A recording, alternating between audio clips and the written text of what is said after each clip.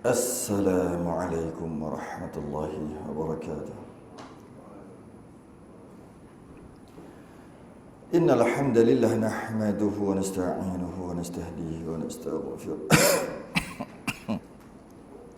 Wa na'udzu billahi min shururi anfusina wa min sayyiati a'malina may yahdihillahu fala mudilla lahu wa man yudlil fala hadiya lahu. Asyhadu an la ilaha illallah wahdahu la syarika lahu wa ashhadu anna sayyidana Muhammadan 'abduhu wa rasuluhu. Allahumma shalli wa sallim wa barik ala sayyidina Muhammadin al-fatih lima ughliqa wal khatim lima sabaqa nasiril haqqi bil haqq wal hadi ila siratikal mustaqim.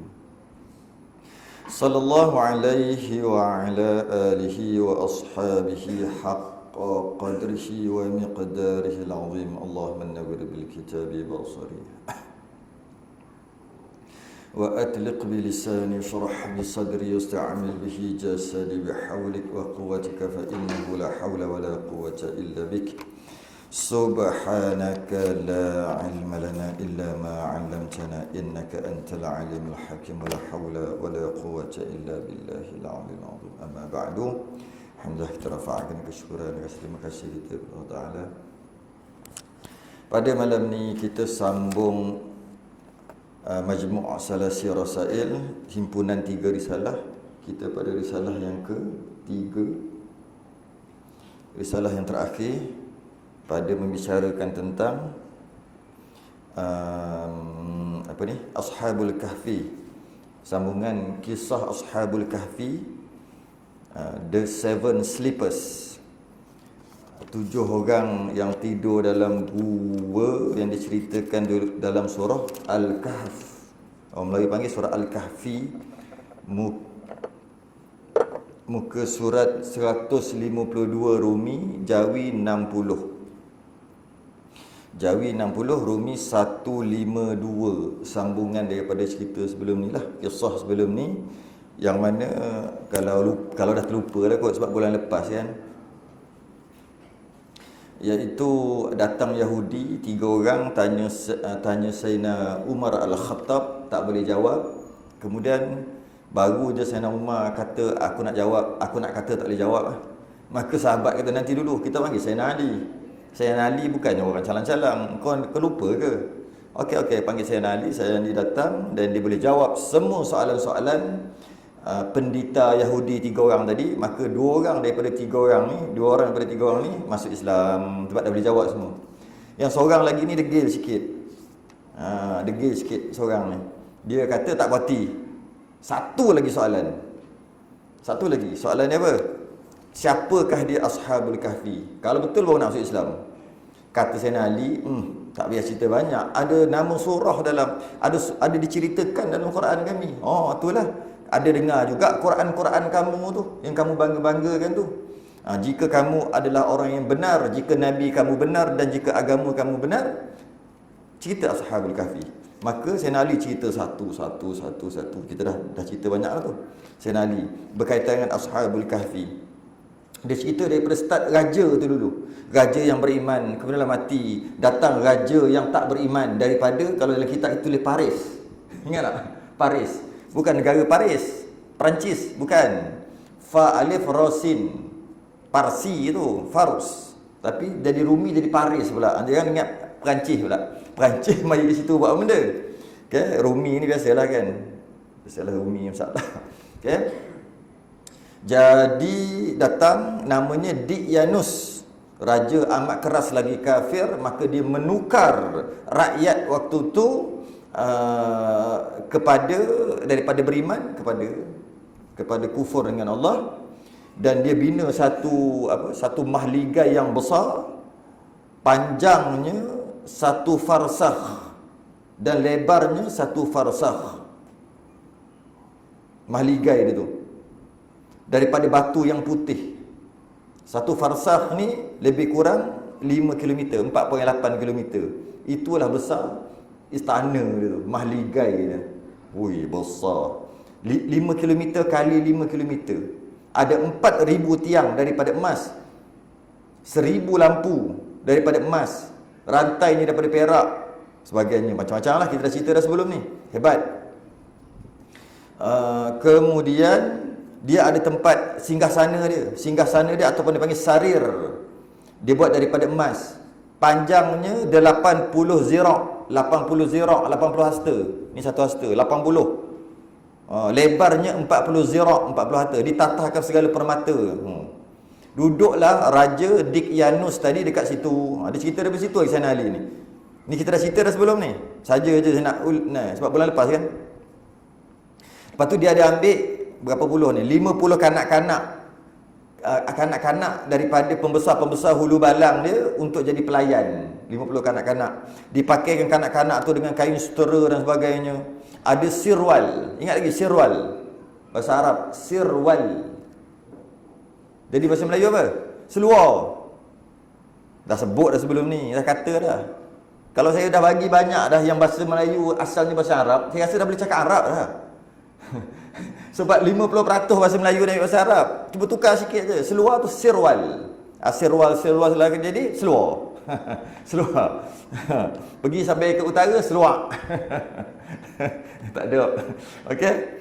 Lepas tu dia dibagi sirwal sutera, iaitu seluar sutera warna hijau. Kemudian lepas tu dijadikan ada anak-anak menteri, ada cendekiawan yang ramai. Anak-anak cendekiawan tadi tu ada 6 orang. Ni baru nak cerita ni. 6 orang anak cendekiawan yang besar-besar. Yang yang besar-besar lah, menteri-menteri cendekiawan dia ambil, dia pilih 6 orang untuk jadi penasihat, untuk jadi menteri yang menasihati dia lah. 3 belah kiri letak, 3 belah kanan singgahsana dia. Dia takkan buat keputusan melainkan dia bermusyarat dengan 6 orang tadi. Apa pendapat? Lepas tu baru dia buat keputusan tentang negara dia tadi lah. Lepas tu Yahudi tu tanya nama. Dia beritahu lah nama itu Tamlika, Maksalmina, Miksalmina, Martalius, Karstus, Sadinus. Nama-nama dia beritahu. Sayyidina Ali beritahu. Kita berhenti kat situ lah, bulan lepas. Sebab bila Sayyidina Ali kata dia letak menteri ataupun penasihat yang anak-anak cendekiawan. Bapak dia cendekiawan, orang hebat. Jadi anak pun hebat jugalah, muda-muda, pemuda. Dia letak 3 orang belah sini, 3 orang belah sini. Yahudi kata kejap. Kalau engkau adalah yang benar, bagi tahu nama dia. Itu yang Sayyidina Ali bagi tahu nama tu. Telah berkhabar daku akan kekasihku Muhammad sallallahu alaihi wasallam. Nabi dah beritahu aku dah, kata Sayyidina Ali. Namanya Tamlika, Maksalmina, Miksalmina, Martalius, Kastus, Sadinus. Masuklah kita sambungan. Qal musannif rahimahullahu taala wa nafa'na wa iyyakum bi'ulumihi fid darin amin ya rabbal alamin. Dan adalah Dikyanus musyawarah akan mereka itu pada segala pekerjaannya. Dia akan kata, alamak tak ingat cerita lepas. Dengar rakaman, ada rakaman. Dah 3 kali ke 4 kali dah. Saya letak dekat YouTube, dia punya tajuk tu The Seven Sleepers. Mesti tajuk mesti gempak. Baru tu biasalah. The Seven Sleepers. 7 orang yang tidur. Kan? Boleh cari yang lepas punya. Takut-takut menarik cerita ni. Rugilah dulu sebelum ni tak dengar. Jangan risau, ada rakaman. Ada. Type kat YouTube je. Ya. Dan adalah Dikyanus musyawarat akan mereka itu pada segala pekerjaannya. Setiap kali datang masalah, musyarat dulu dengan 6 tadi. 3 orang pemuda, 3 orang pemuda. 3, 6 lah.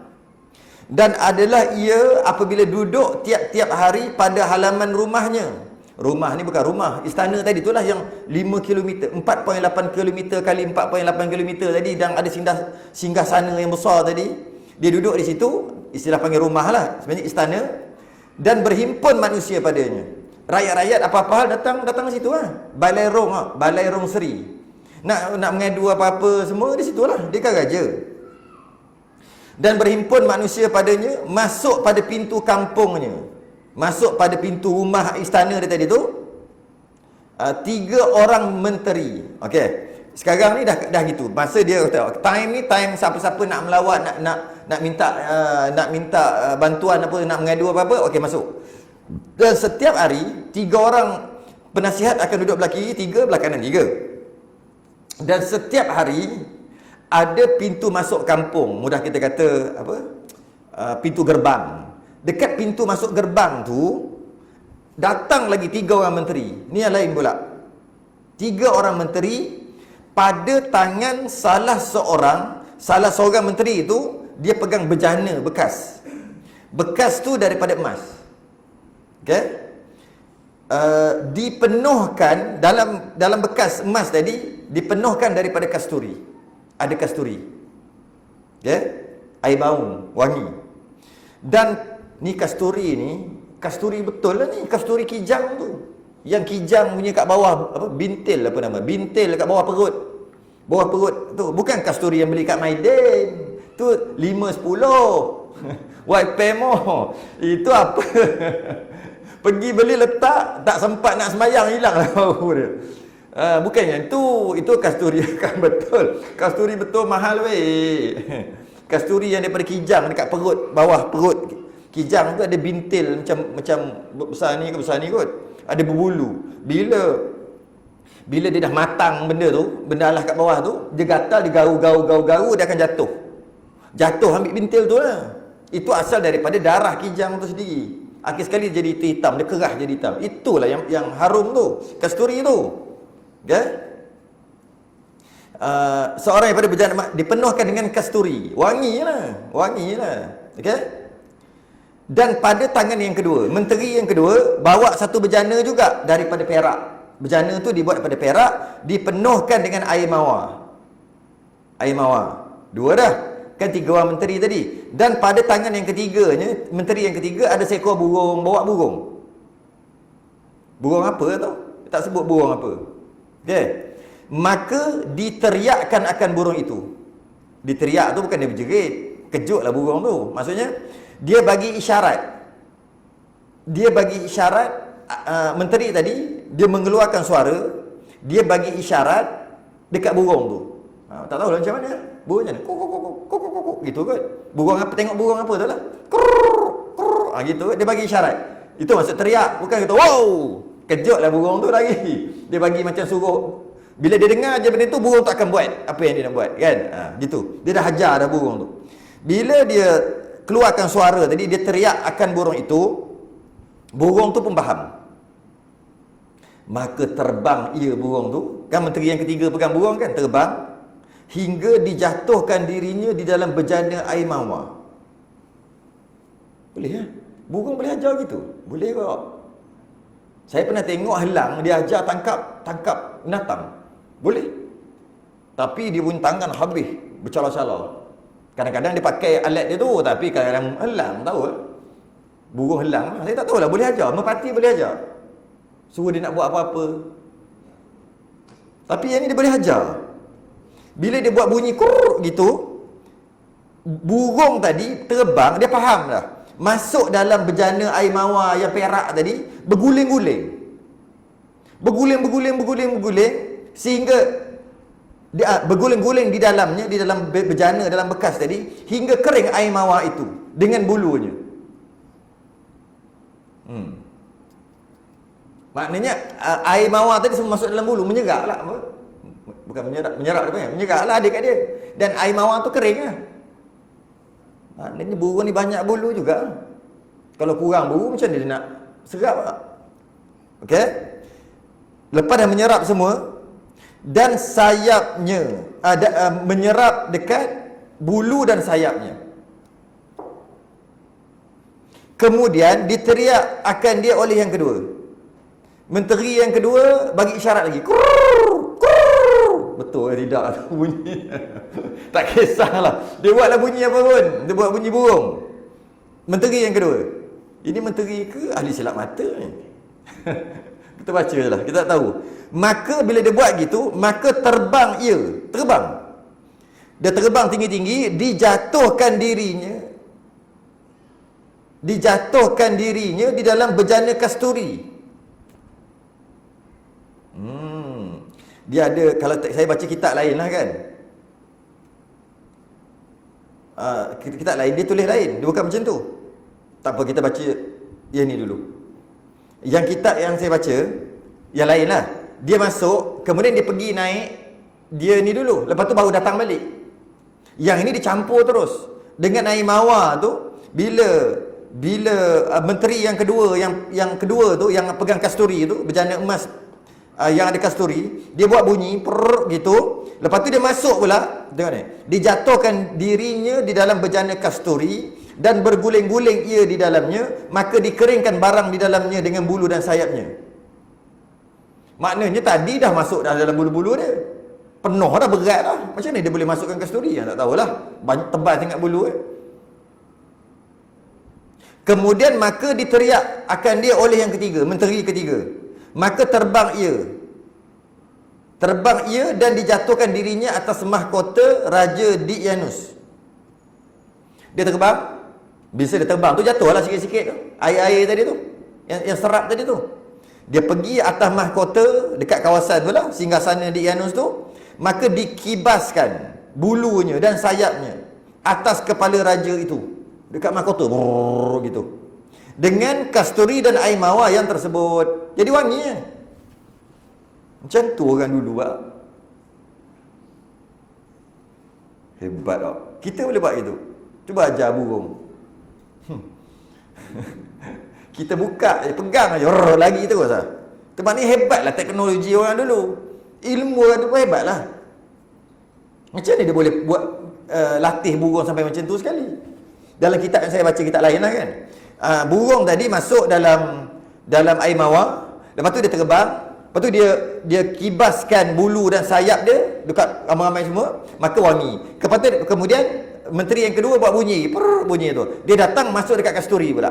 Tu saya baca gitu. Lepas tu yang menteri ketiga ni buat bunyi. Dia terbang, dia kembangkan lagi. Jadi gitu. Jadi lebih kurang lah.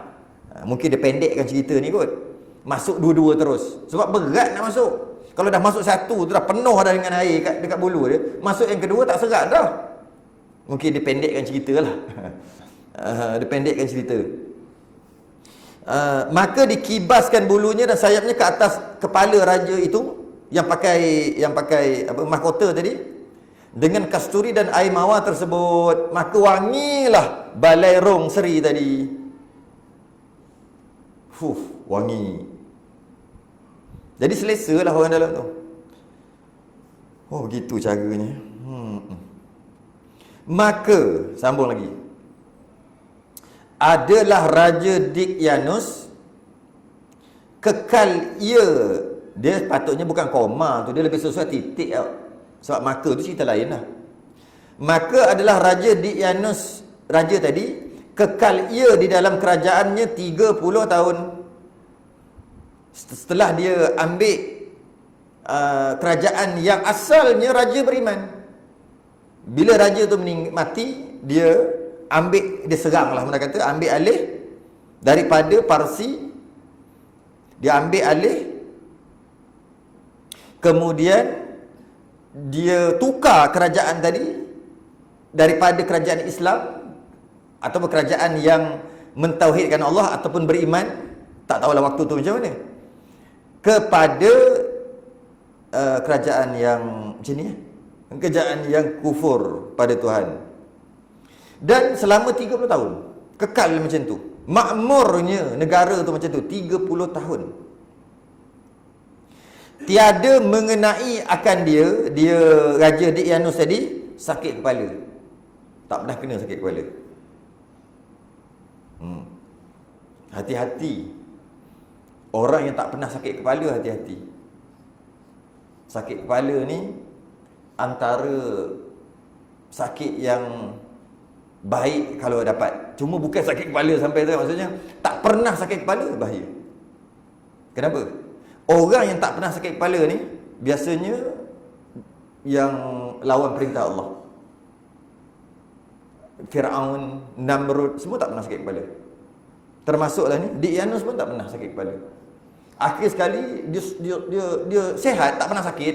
Sebab sakit ni dia automatik ingat kat Tuhan. Sakit dia automatik. Tiba-tiba dia tak pernah sakit, maka dia tak ingat Tuhan. Betul tak? Sakit automatik ingat Tuhan. Masa nak bangun sakit pinggang, kita kata apa? Bangun ni sakit pinggang, Allah, automatik sebut Allah. Selama ni tak sebut Allah apa lama dah. Sakit je Allah. Betul? Kalau sakit betih, masa urut tu sebut apa? Allah. Keluar automatik. Keluar auto sakit ni. Sakit kepala. Oh, sakit tak tahu makan macam-macam dah Allah. Keluar Allah terus. Nah, jadi hati-hati lah orang yang tak sakit kepala ni. Takut. Bukannya maksud tak pernah sakit kepala. Tak pernah. Sebab antara tokoh-tokoh yang melawan perintah Allah, biasanya kesihatan dia tip-top. Kita tak kata tak pernah sakit kepala. Engkau ni habisan kau ni. Engkau ni Allah murka. Engkau neraka tak pernah sakit kepala. Bukan. Kan gitu. Kita cuma cerita pengalaman-pengalaman. Iaitu orang yang tak pernah sakit, termasuklah sakit kepala. Tak pernah sakit. Pengakhiran dirinya, biasa dia lupa kat Allah. Kerana sakit itu adalah peringatan daripada Allah. Bila Allah tak bagi dia sakit, maka dia tak ingat Allah sampai kesudah. Gitulah. Okey. 13. Tiada mengenai dia akan sakit kepala. Dan tiada penyakit. Tak pernah kena penyakit. Macam Firaun juga. Macam Namrud juga. Tak pernah kena penyakit. Dan tiada demam. Tak pernah demam. Dan tiada berdahak. Tak ada kahak.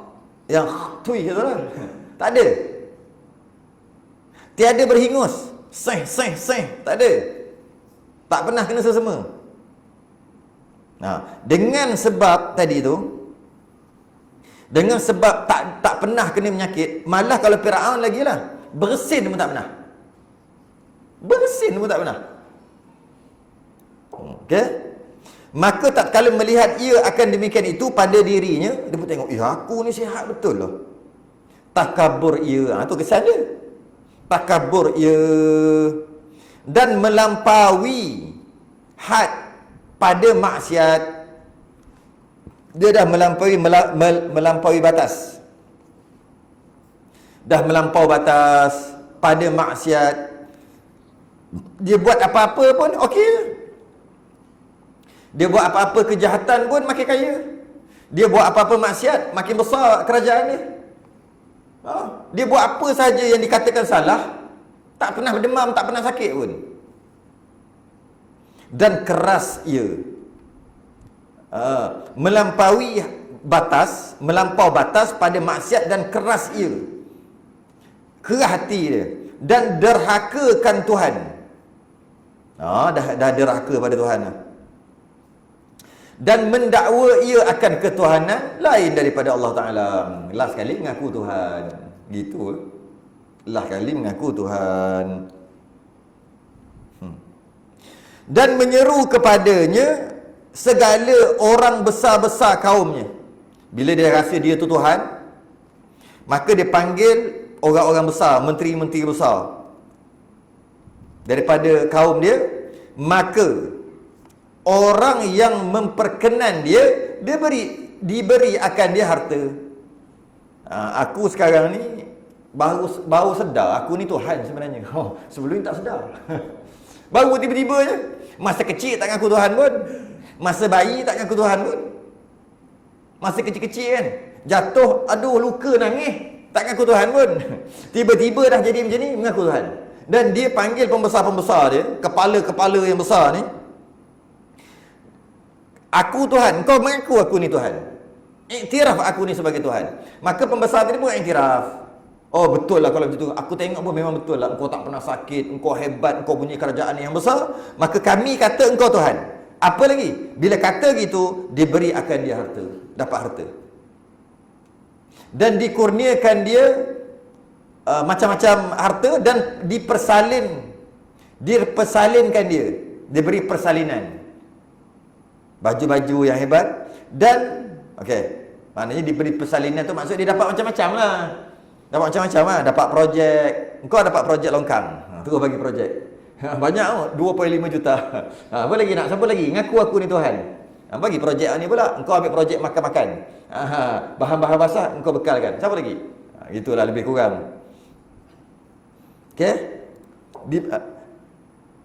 Dan orang yang tiada memperkenankan dia, orang yang kata, Tuhan nama dia.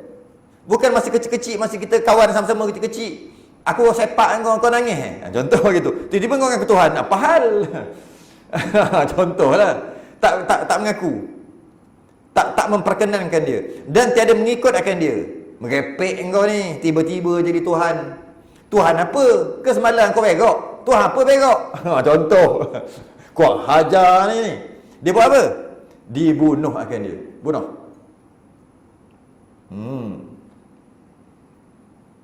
Ni geng-geng kipas ni. Geng-geng kipas. Kiri kanan. Dapat harta. Maka mengikutlah sekaliannya. Dah tahu macam tu, tak berani pakai-pakai. Ikutlah. Iyalah kau Tuhan. Kau tengok, tak jadi apa-apa pun kat aku ngaku Tuhan. Kau tengok, lagi makmur kita, lagi banyak harta kita dapat, lagi besar kerajaan kita. Kau tengok. Kalaulah aku ni bukan Tuhan, aku mengaku Tuhan, mesti Tuhan sebenar dah balakan aku dah. Tapi kau tengok aku sekarang ni, dia kata. Tengok Dan berkekalanlah mereka itu di dalam kerajaannya pada masa yang panjang. Lepas tu makin makmur.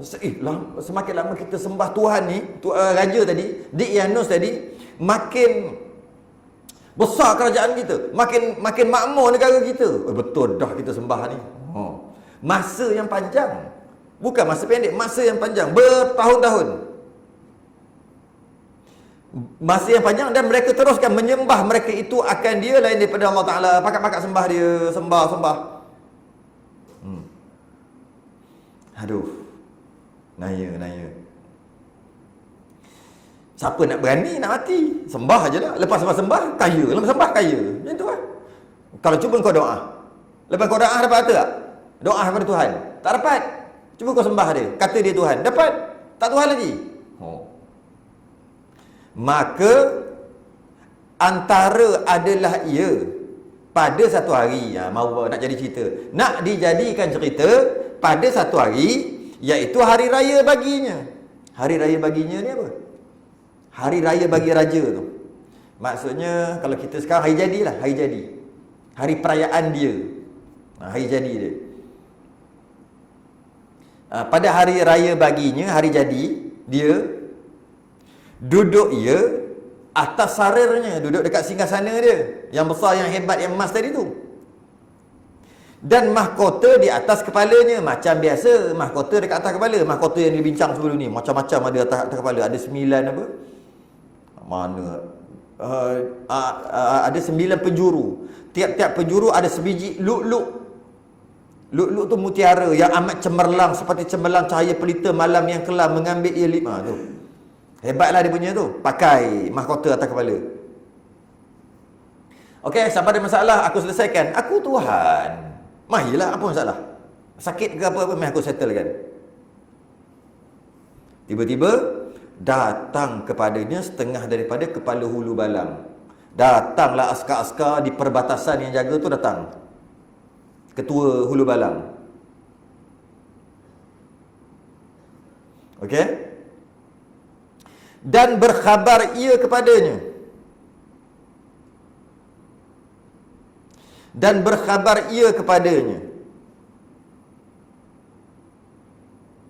Dia yang hulu balang tadi bagi tahu, hulu balang tu bagi tahu bahawa segala askar, dia kata ada askar negeri Paris, Paris lagi. Paris ni askar asing lah, daripada Parsi, ataupun kita boleh kata, mudah kata, boleh mudah-mudah kita kata macam askar asing datang nak menyerang. Mudah kata gitu. Askar asing nak menyerang. Kemudian bila dia dengar macam tu, banyaknya askar asing datang nak serang, telah meliputi akan dia, berkehendak mereka itu memperangkan dia. Dia orang datang ramai-ramai buat apa? Dia orang datang ramai-ramai ni nak buat apa?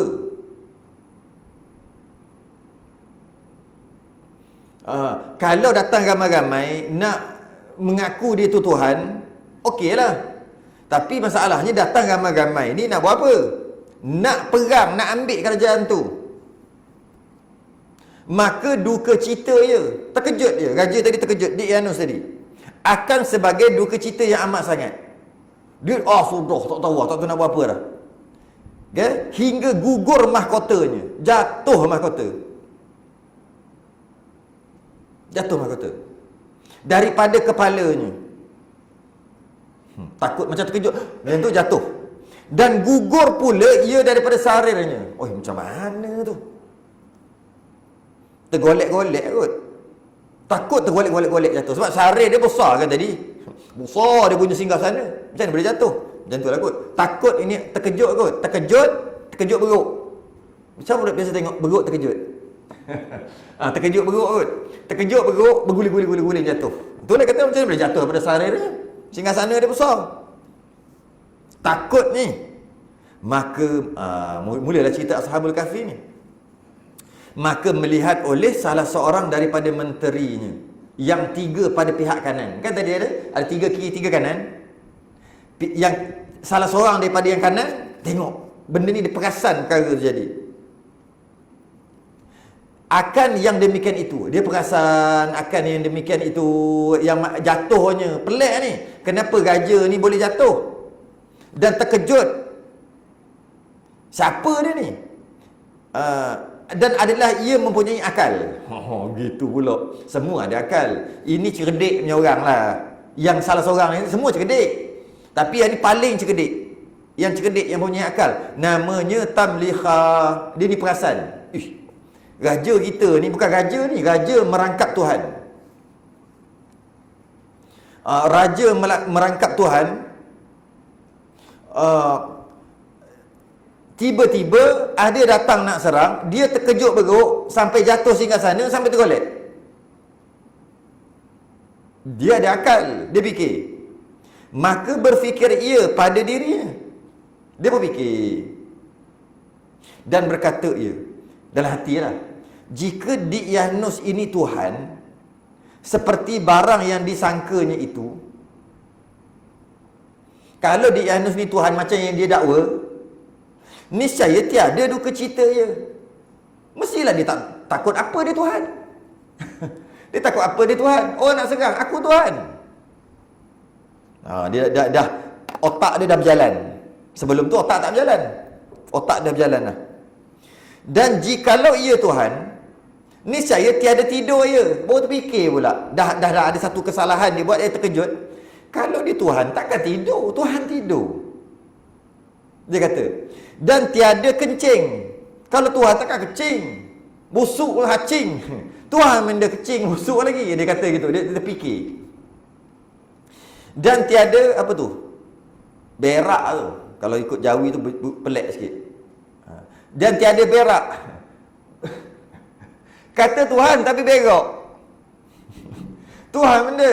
Dia terfikir, dia ada akal, dia cerdik. Dan segala pekerjaan ini bukan daripada sifat Tuhan. Tuhan tak macam ni. Tuhan tak macam ni. Dia terfikir.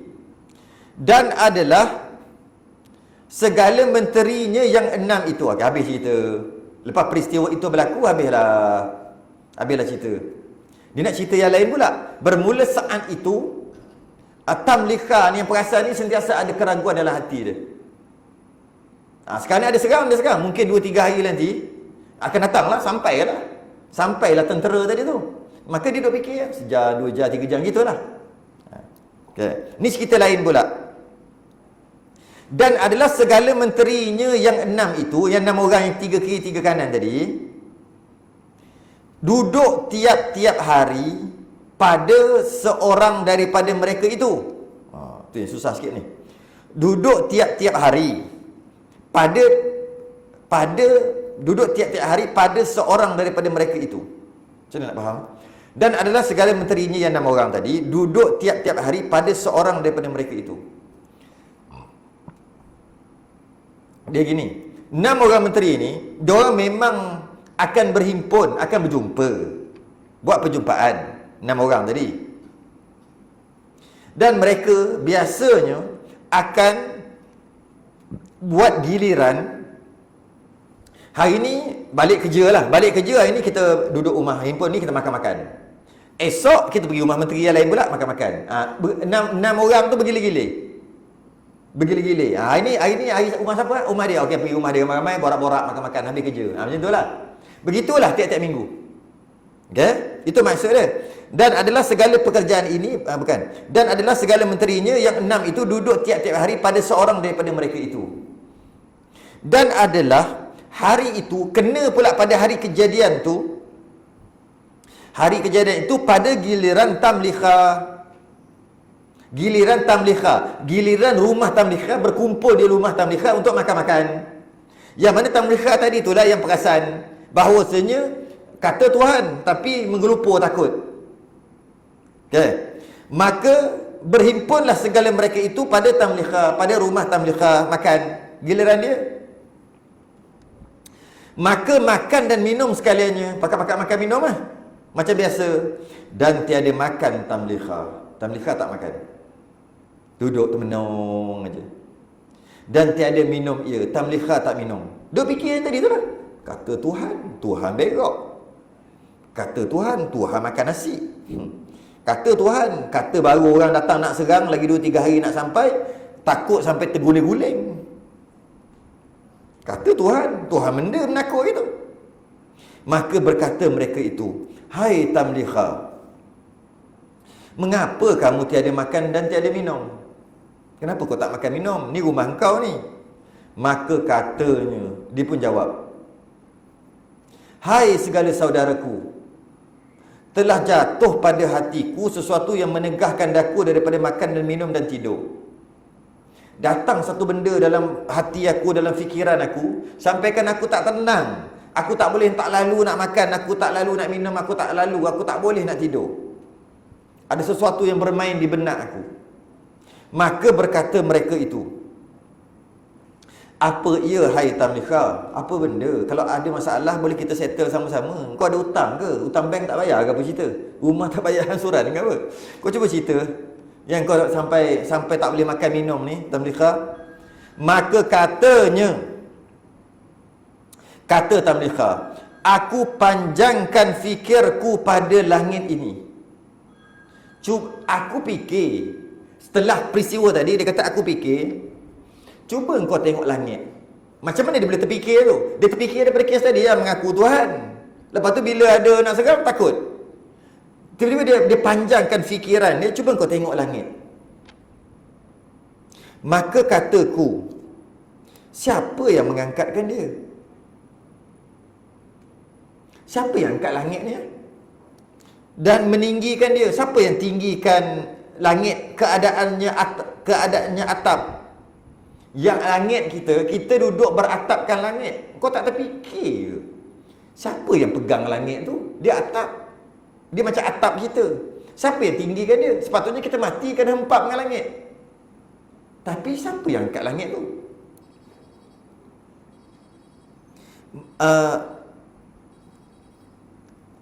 Dan meninggikan dia keadaannya atap. Yang dipeliharakan dia tiada bergantung daripada atasnya. Langit ada, dekat atas tak ada tali bergantung. Dekat atas tu. Dan tiada tiang di bawahnya. Kat bawah pula tak ada tiang. Kau cari dah jumpa tak tiang langit? Takkan jumpa. Kalaulah kita nak gantung apa-apa, atap ke apa ke, kita mungkin tarik tali ke atas, dapatlah atap. Ataupun kita letak ke bawah tiang dia, maka jadi atap. Sekarang langit ni tak ada digantung dengan tali dan tak ada tiang dekat bawah dia. Macam mana dia boleh duduk situ? Kenapa kita tak kena hempap dengan langit tu? Dia fikir. Dan siapa yang dia fikir lagi? Dan siapa yang menjalankan mataharinya? Matahari kan tiap-tiap hari pukul 7 je nampak matahari terang. Esok pukul 7 je terang. Lusa pukul 7 je terang. Siapa yang terbitkan tepat-tepat? Sharp, tepat-tepat. Berjalankan matahari. Siapa? Dan cuba engkau tengok bulan pula. Kau tengok bulan. Siapa yang malam je dia muncul, dia ada. Dan bulan pula mula besar, kecil makin kecil, makin kecil, makin kecil, hilang menjadi kecil-kecil, besar balik. Dan ianya tepat setiap bulan. Mestilah ada orang buat. Siapa yang buat? Kau agak-agak Diyanus ke buat? Dia nak buat macam mana? Langit bukan dia pegang. Dia nak macam mana? Baru kata nak serang, ada orang nak serang, dia dah mengelupur. Kalaulah dia yang pegang langit, kalau dia berok, macam mana dia berok? Dia ada kecing. Nah, dia fikir. Bulan pula siapa yang uruskan? Dia ke? Nampak dia duduk tidur masa bulan tu naik? Dia cuba fikir. Dan siapa yang menghiasi dia dengan segala bintang-bintang? Yang banyak bintang-bintang tu siapa yang gantung? Dik Yanus tadi ke? Kata Tamliha. Kemudian aku panjangkan fikirku pada bumi ini. Aku fikir bumi pula. Siapa yang menghampar dia atas laut yang amat besar? Bahasa dulu. Bahasa dulu, kita ni, bumi, ya bumi. Tapi sebenarnya kita duduk di atas laut yang dihamparkan. Rupanya memang betul kan? 2/3 bumi adalah air. Maknanya, bumi penuh air, tiba-tiba ada pulau yang kita panggil benua lah kan. Maknanya kita hidup atas air yang mana telah dihamparkan tanah di atas air itu, yang kita panggil benua. Sebab lebih banyak air daripada tanah. Kalau lebih banyak tanah daripada air, baru boleh kita kata tanah ada, air bertakung. Hebat orang dulu. Bahasa dia tu. Kita ni hidup atas tanah ke atas air? Kita hidup atas air yang ada tanah atasnya. Bukan kita hidup atas tanah yang ada air bertakung di atasnya. Tidak. Lepas buat kajian baru betul. 2/3 bumi ni adalah diliputi air. Tanah 1/3 je. Sebab tu dia kata kat sini, siapa yang menghamparkan dia atas laut yang amat besar? Bumi ni siapa yang timbus, yang kambuh kan? Siapa yang letak tanah di atas laut? Kita duduk dalam laut. Okay? Jadi betul lah tanah airku kan. Tak boleh sebut tanah, dia kena tanah dan air. Tanah airku. Hanya orang Melayu je tahu yang ada tanah air. Yang lain semua tanah. Lanun air saja. Lanun air saja. Lanun dekat laut air saja. Dia tak ada di mana tanah airmu, tak ada. Di mana airmu tu je. Negara tempat-tempat lain tanah aja. Kau tanah mana? Kau orang mana? Tanah mana? Kita Melayu je ada tanah air. Kan? Tanah airku. Hebat tu. Antara sebabnya, inilah kita daripada dulu lagi hebat, kita tahu orang Melayu lah, bahawasanya kita hidup di atas air yang dihamparkan tanah di atasnya. Satu. Yang kedua, kita hidup di air dan di darat. Dua-dua. Sebab tu antara yang hebat, orang Melayu antara yang hebat dalam pelayaran. Yang awam yang ada apa? Ada patung awam kan? Yang tukar nama Enric tu. Kat mana? Tak tahu cerita. Mana? Spanyol lah. Yang dia yang orang pertama belayar semua. Tapi dia tukar nama Enric. Sebenarnya tu Pak Awang lah tu. Pak Awang. Pak Awang mana pula? Pak Awang lah maksudnya, nama dia Awang. Sampai ada sekarang ada sejarah tu lagi. Kat mana? Harry the Black. Harry the Black. Nama dia letak nama tu. Cuba tengok muka dia. Dia buat patung. Memang ada patung sampai sekarang. Warna hitam patung. Pertama patung hitam. Orang gelap-gelap. Orang laut gelap-gelap. Yang kedua cuba tengok muka dia. Tak ada muka Sepanyol. Tak ada muka belah-belah barat. Tak ada pun. Muka Melayu. Cuba tengok. Boleh tengok. Saya dah tengok lah. Tapi tengok gambar lah. Kita ni tanah air. Hebat kita ni. Tanah air. Okey.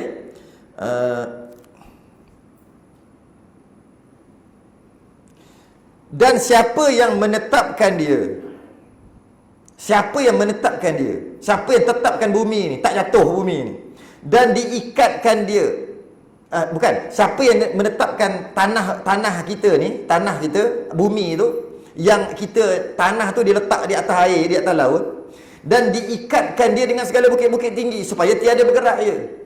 Siapa yang boleh buat? Sepatutnya tanah kita ni bergerak-gerak sebab kita duduk atas air. Tapi kenapa tak bergerak? Baru-baru celak mata, mana ni? Tengok salji. Rupanya bergerak tanah ni. Sebab kita hidup atas laut. Tapi tak bergerak-gerak. Mesti ada paku dia. Dipaku di gunung-gunung, bukit-bukit. Sebab tu tak bergerak. Itu paku dia. Soalannya siapa yang paku? Siapa yang pegang? Siapa yang buat? Dia fikir ni. Kemudian aku panjangkan fikirku. Banyak dah dia fikir. Kemudian aku panjangkan fikirku pada diriku, maka kataku, siapa yang mengeluarkan daku, padahal aku anak daripada perut ibuku? Siapa aku asal dalam perut ibu? Tiba-tiba boleh keluar. Siapa yang keluarkan macam tu kot? Siapa yang buat anak dalam perut ibu tu macam mana boleh jadi akhir sekali keluar? Dan siapa yang memberi makan akan daku? Siapa yang memberi makan akan daku? Siapa yang bagi aku makan dalam perut tu? Siapa bagi makan? Masa anak dalam perut tu, siapa yang bagi makan? Masa aku duduk dalam perut, siapa bagi makan dekat aku? Dan membela daku. Dan bahawasanya bagi sekalian ini Tuhan yang menjadikan dan mentadbir lain daripada Raja Dyanus. Yang pastinya yang bagi makan aku masa aku dalam perut, yang duduk pegang langit, yang duduk pegang bumi yang segalanya, bukan Dyanus. Itu confirm. Mesti lain daripada Dyanus. Dia yang jadikan alam ini, dia yang jadikan langit dan bumi. Dia kata, tapi confirm bukan Dyanus. Maka mengucup segala mereka itu akan kaki Tamlika. Pakat-pakat cium kaki dia. Pakat-pakat cium kaki Tamlika ni. Maka kata mereka, hai Tamlika, sesungguhnya telah jatuh pada hati kami barang yang jatuh pada hati kamu. Apa yang kau fikir tu macam tu je aku lama dah fikir. Oh, dia cium kaki. Orang dulu main cium kaki tau. Sekarang cium tangan, mujur lah. Kalau sekarang cium kaki macam mana? Tak tahulah. Ni geng dulu geng cium kaki ni. Memang cium kaki terus. Zaman tu lah. Maka kamu musyawarah akan kami. Okey, kalau macam tu kita dah yakin itu bukan Tuhan yang sebenar. Jadi sekarang kita nak buat macam mana? Kita musyarat, kita nak buat macam mana?